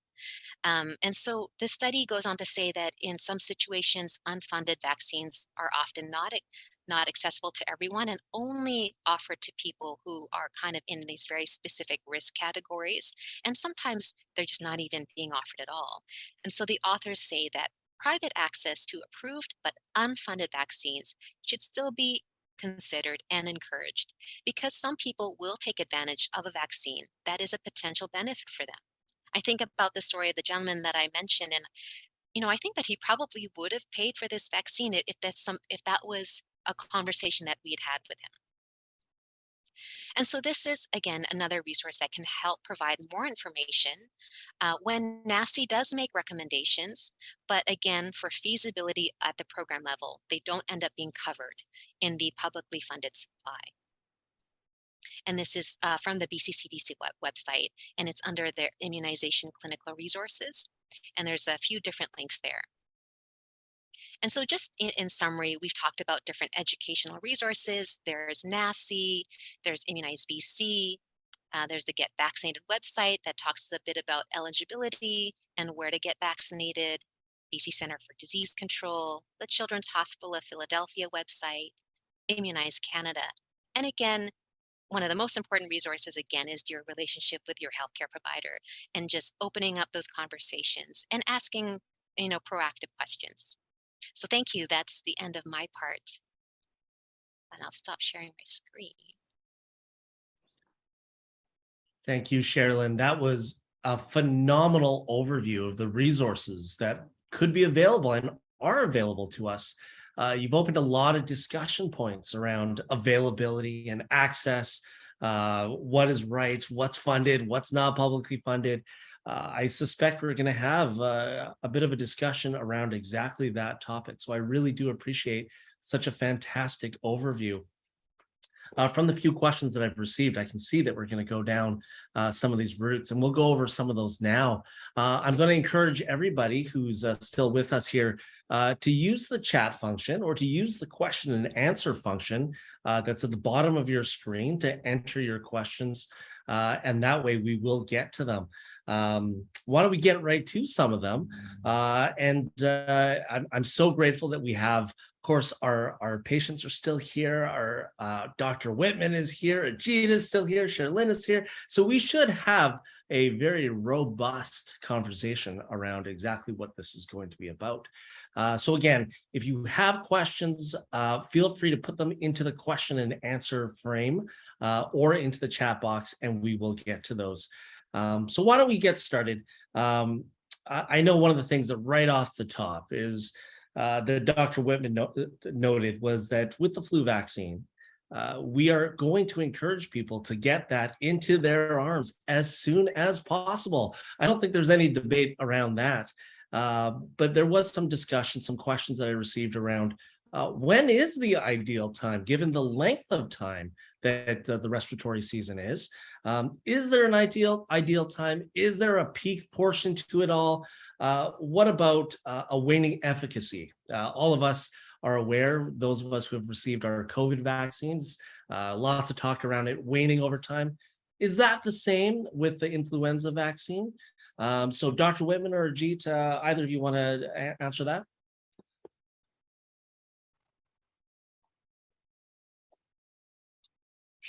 Oh, go I ahead. was going to defer to you, to Ajit. Oh, yeah, sure. I was going to say, there with the epidemiology of COVID, it hasn't quite landed. So that's why we're always, rolling out booster shots when we see cases go up. Seasonal influenza in the Northern Hemisphere does have this sort of predictable pattern. There is some sort of people who say, oh, time it perfectly and, you get your efficacy tailing into it. There's no data to support that. Each flu season is its own unique phenomenon. And I think Dr. Whitman alluded to the Australia season. There's a correlation of the Southern Hemisphere by about 0.9, which is 90% of what happens there is probably going to happen here. So based on the data she showed, with the early start, which is never a good thing, that starts early, as well as the impact of vaccination, just getting it as soon as you can is ideal. And I mean, as a vaccinator, if someone came into me and I had flu vaccine and they said, I would never say, hey, come back in a month. That's just not good practice. I don't want to waste the opportunity to immunize. So the best shot is the one you can put into someone's arm so they have some protection. If they're going to try and time it, they run the risk of having nothing. So really not respect to timing, is just get it when people can. Obviously, the sooner the better, and hopefully with more access points and awareness, we'll have better uptake. Well, what about, go ahead, Rita. No, I was just going to say I agree completely. And I think the curve I showed you where there was quite a sharp decline in the cases, again, in an underestimated cases, that you by doing that can also help to shorten or curb the spread of influenza. So on a population basis, it makes great sense that we all get vaccinated as soon as possible, to kind of like a smothering effect. Like if you had a forest fire, if you can do it as quickly as possible, you have a better impact. So for society, it makes sense that we all get vaccinated as quickly as possible. And on an individual basis, I think so as well. Good. That's really good. Now, in terms of the timing, we mentioned Australia and how it was earlier for them. And our timing here, with it roughly being around Thanksgiving, and that's generally normal for us here. Is that effective? I know that's a case-by-case basis. That's a season-by-season thing. This year specifically, how's our timing on this with everyone hopefully having access to it around mid-October? I think it's perfect. We need to get moving, and the sooner the better. So I haven't seen a lot of the hospital screening stuff lately. I'm not in the hospital as much. I consult more, but when the nice thing is when people are in the hospital, we get a little snapshot of the community because we are doing more swabs, and we swab for COVID, influenza A, B, and RSV. So we kind of get a little snapshot of what's happening. And I think we're starting to see an uptick. So I think it's really important. And I think the experience in Ontario now with RSV and the impact upon hospitals already is kind of frightening. So I think sooner than later is always the mantra that we should sort of echo. Perfect. Yeah. Sort of related to that exact mantra, something that Dr. Whitman mentioned several times was around hand washing. Mm-hmm. And as we all know, through COVID, hand washing became the thing that suddenly everyone knew how to do, but didn't know how to do before. But it also came the rise of masking. Masking in our country and in our society was a relatively new concept. And obviously that has its political sides to it. Now, masking obviously has some sort of contribution, as Dr. Whitman also noted in her presentation. Let's take this opportunity now to talk about masking and its efficacy. What should people be doing during respiratory season? And what types of masks are available, and what types should they wear? I would advocate a surgical mask which most of us can purchase. I don't think an N95 is needed, and it should be appropriately worn. It doesn't do any good if it's not fitted to your face, and most of these have a little metal bar across your nose and pinch it down. I see a lot of people that it's odd. They come into my office. We require masks in the office, and often people are coming without, even though we ask them to. We provide masks, and that, I get to tell you, is getting to be a burden on me. But then when people come into my office, many of them have suddenly take their mask off, and I'm like, excuse me, sitting in here, you still need to wear it. But I also see people that wear it just over their mouth. because they do find it somewhat distressing. So there are different types of masks. If you are short of breath, if you have issues with feeling smothered by the mask on your face, there are different styles of masks that you could try to wear that would make it better for you. But a mask worn correctly is important. A surgical mask is adequate. I know there are some of those 3-layered cloth masks that some people have used as well. And again, they're better than nothing, but partnered with hand washing, very, very important. Good. We have a question here actually for Lauren and Ronnie. And that question, I know they're very excited now. That question really has to do with what we all experienced recently in the environment here. That's air pollution and wildfire season, smoke in the air. How did that affect you? And was that a motivating factor at all in getting your flu shot and taking care of yourself in a way that maybe you never thought of before? I had mentioned in our presentation that I had no further effects from the flu, but since then I have been diagnosed with minor COPD. I take a puffer twice a day as a result of that. In my work, we wear masks all day, every day, and gloves as well. And we're limited with public access there, so that's not a concern for me. But with the COVID issue, we were, of course, like everybody else, wearing masks all the time when in public. And today we have been less cognizant of it. I shouldn't say less cognizant of it, but not doing it as often as perhaps we should. We're suddenly getting back into that as we become more aware of rising COVID cases, rising health issues all around. And consequently, we both wear masks when we typically go into a grocery store for the most part, or large areas with large public gatherings. We did tend to stay indoors when it was really smoky here a few weeks ago, just to protect ourselves. We're old. We aren't as we're more vulnerable to things. We try to affect ourselves or protect ourselves now, but we're under the impression too, sometimes things you have done years ago are what come to affect you in older life. So protect yourselves when you're young so that you can live the life we live now. Yeah. And we're fortunate to. Absolutely. Thank you. We are glad to see, like we have grandchildren that play soccer and other organized sports.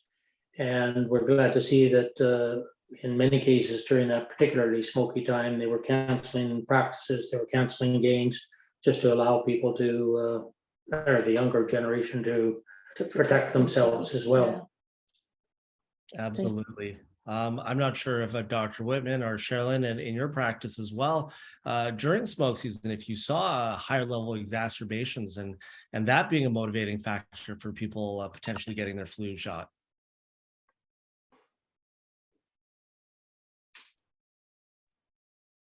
I would say that I wouldn't say that during the smoke season, people were like, I need to get my flu shot. They weren't thinking about it, but I think they definitely had more exacerbations, whether that be with COPD and asthma.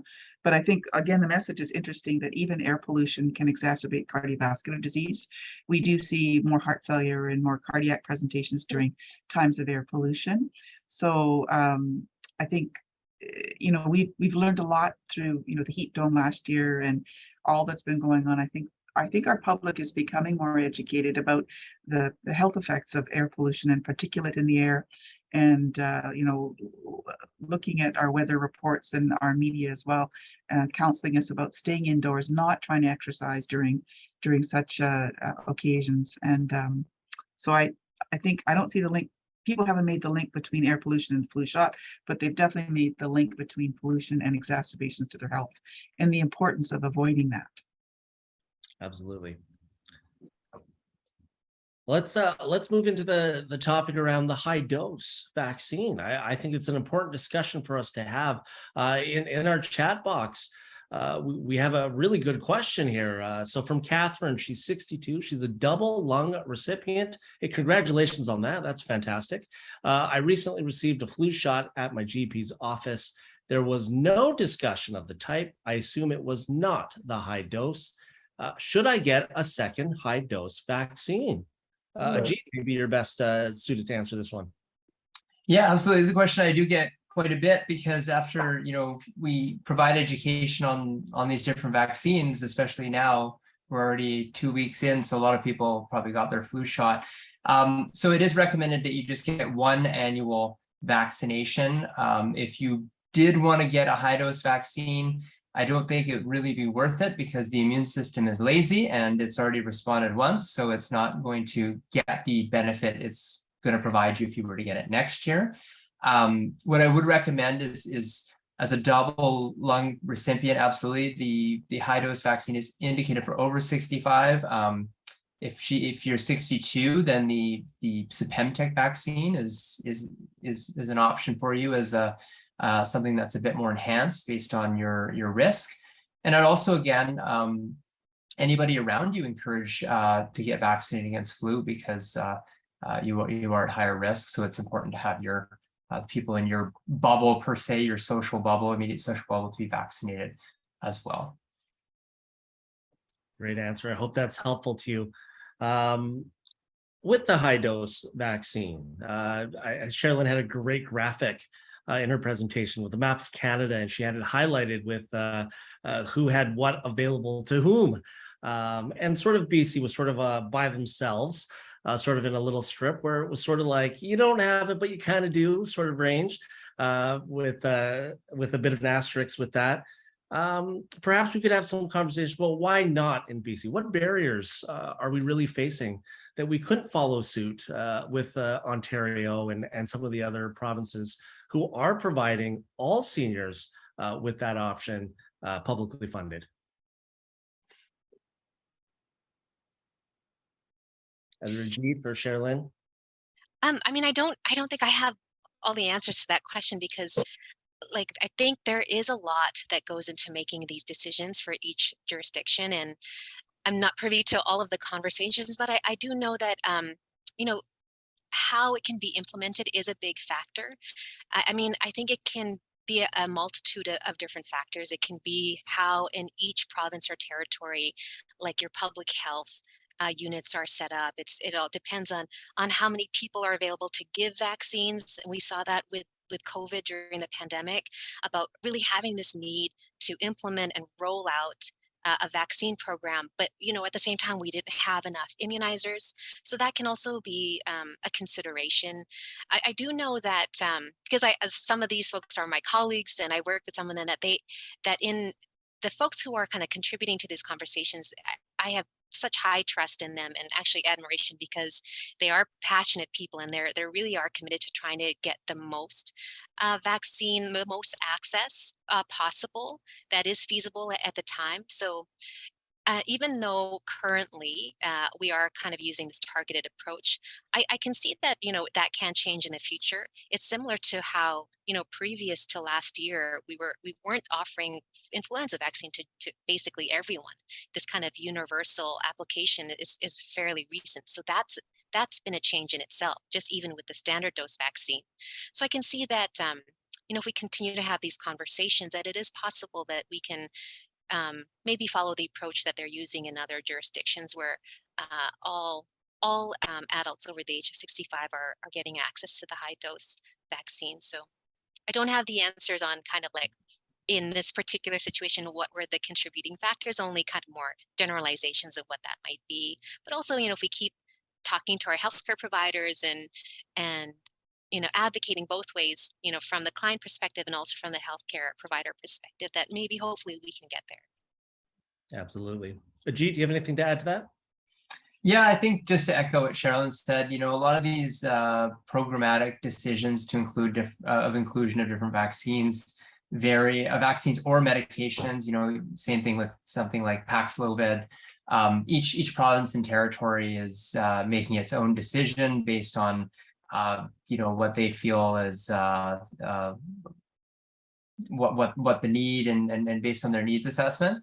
I think that advocacy is really important. I think that we never want to get behind on these things. We never want to neglect an intervention until we need it. And we've seen it with vaccinations and COVID. I mean, ideally, it'd be nice to have a SARS-CoV-2 vaccine available before the pandemic took hold. And then, we're trying to vaccinate our way out of it. And it's kind of like a dimmer switch. So it's important to stay ahead. And I think the really good example is the sort of the leaky boat in Sherilyn's presentation. Is a lot of times when that boat fills up, we don't see it until it starts to sink. And we see that with we see that with polio now as being a global immunization effort that we need to keep our foot on the gas for. And same thing with measles that we saw a few years ago. Like, it was virtually eliminated from the Americas, and then boom, BC has a measles outbreak in 2019. So, leveraging the vaccine technology and staying ahead of it. And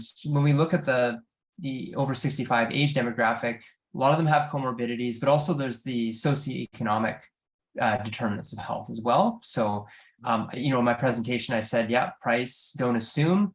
Some people are on a fixed income. They don't have access to housing. So it's important to consider that when you're deploying interventions, and also not underestimating the burden of flu. So any sort of option that shows data to be more effective for a specific population, specific high-risk group should be deployed, because we know we've clearly seen what these respiratory diseases can do, and flu is no exception. Absolutely. I couldn't agree more with the notion around advocacy is needed on this. And we would like us to be more proactive with getting ahead of it. And I know, Ajit, in your presentation with the baseball stadium, it really hammered home for me this idea that, especially around respiratory season, population density is such a key component to that. And obviously, as we have a growing, burgeoning population in British Columbia, that's going to be one of those things we're going to want to stay ahead of as we hope to stay healthy as a province. We have another question here from Ken Gordon. Ken Gordon, of course, a friend of our organization. Hi, Ken. He's also a double lung transplant recipient in June. Congratulations on that. He's noting that he is significantly immunocompromised as a result. He would like to know if there's any provisions for people in his situation to receive the public-supported enhanced flu shot. Ajit. Yeah, so as discussed in my presentation for the public program, I guess based on his age, if he's over 65, he will have access to the adjuvanted vaccine here in BC. So that's what's available from the public support side. But again, there's the other option. If he's under 65, or if he's over 65, it'd be the high dose, and then under 65 would be the recombinant vaccine with a bit more antigen in it. But definitely, you definitely want more protection in the organ transplant group, because they are on anti-rejection immunosuppressant drugs, so they will not respond as well to the vaccine, and therefore more at risk for the disease. So I think, again, just from the advocacy side, was a big crux of the presentation, is that heterogeneity we see in the population of differential risk. And not only that, but the mental health impact of fear of these diseases, knowing that you're at higher risk. And I think, Sherilyn, you alluded to the case of the individual, people aren't wearing masks. It's that sort of the burden of not wanting to be hospitalized, and that peace of mind knowing that you've got something that has data to show that it's a little better. So yeah, unfortunately at this time, again, I don't know his age, but if he's over 65, he'll be able to get an adjuvanted vaccine. But if not, the only provision would be the standard dose vaccine from the public side. But that's not necessarily what's available, but that's would be subsidized. Yeah. Maybe on that topic too, I know we've touched on it a few times in all your presentations, but Sepemtech in Canada, what is its availability? How do people access that? And maybe recap again what that is.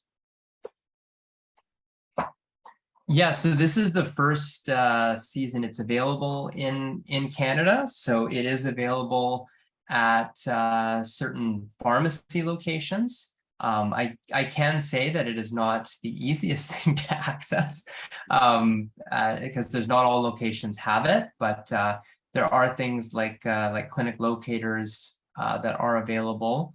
Again, I'm happy to help anybody who hasn't received their flu shot and is looking for this option to guide them to a location based on their geography that would have it in stock. So it's anytime these vaccines come, like the high dose is pretty well established. It's been here for a couple years now, since 2015. So there is more, I guess, providers who are stocking it, but for the Sepentec, there is it's just starting to roll in, but it is available for sure. But it just definitely you definitely have to know about it and be persistent to want it, which again presents its own challenges. Good. Another question that we had rolling in has to do with side effects. Everyone's favorite question when they get any sort of vaccine. Is it going to make me sick? And with the high dose, does that mean you are more likely to experience a side effect? So maybe we could open it up for everyone on our panel to talk about whether or not they experience the side effect and what that they can really expect when you get either the standard flu shot or if you get the high dose. Maybe we could start with Lauren and Ronnie. Yeah, actually, we just got our high dose shots this week. On Monday. On Monday. And it's interesting, the point you just brought up about the availability over the preceding years, because the first year we found out about it, it was almost impossible to get.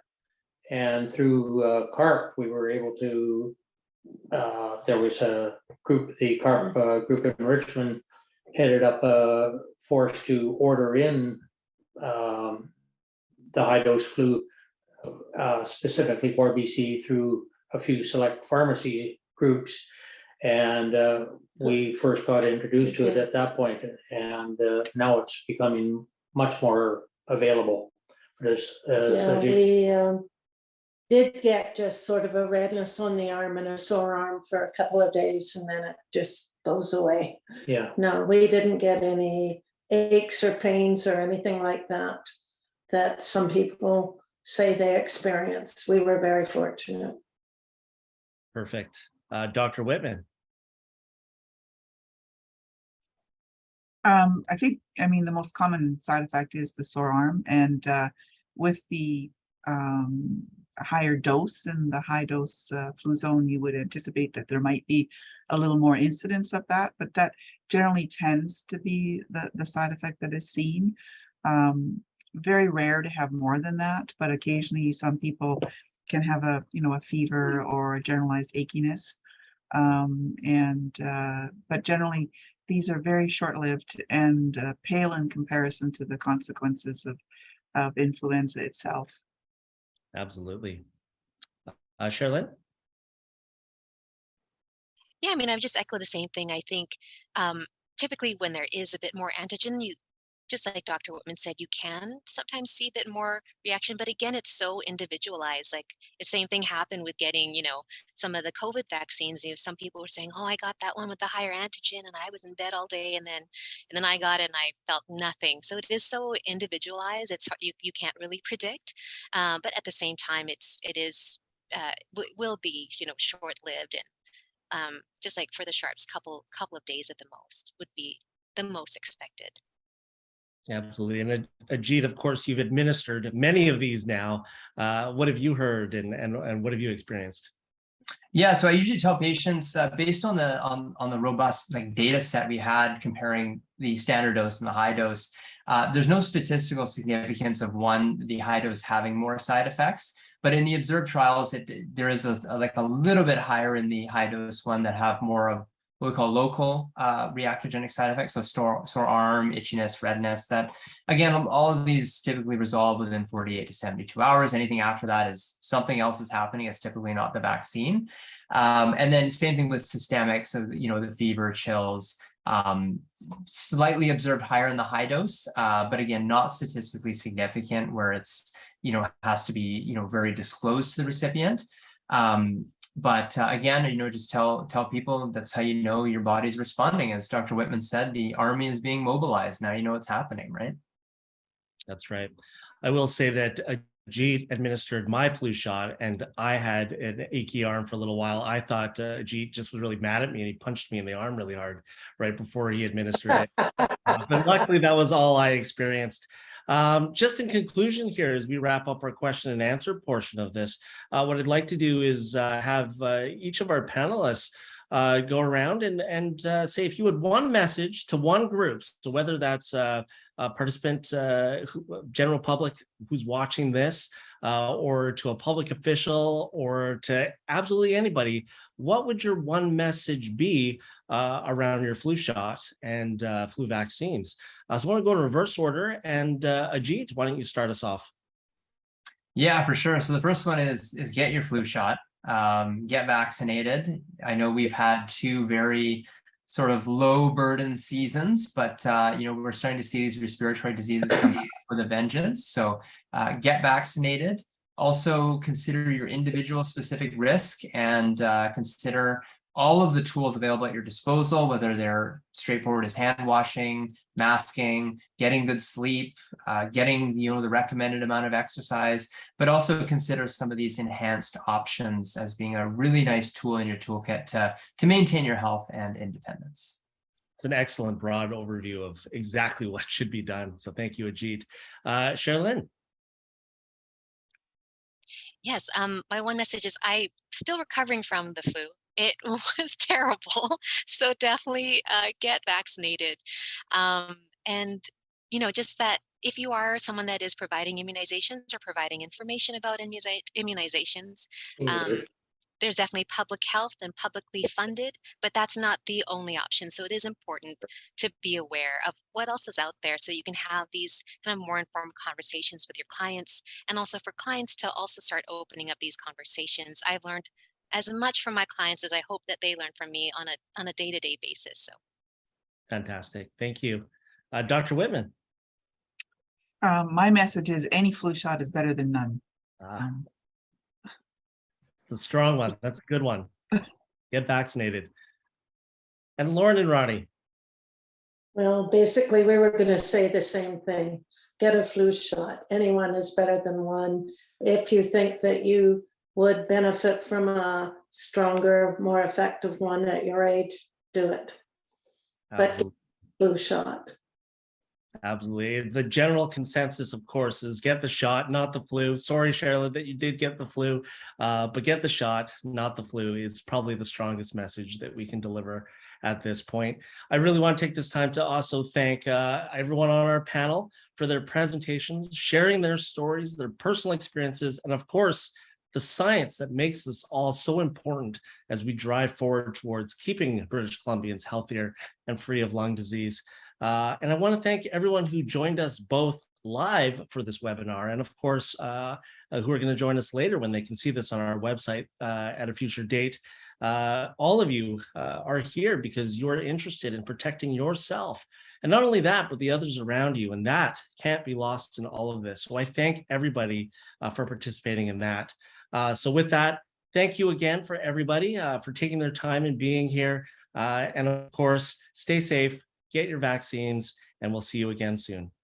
Bye, everybody. Goodbye. Thank you. Thank you. Bye, everybody. Thank you.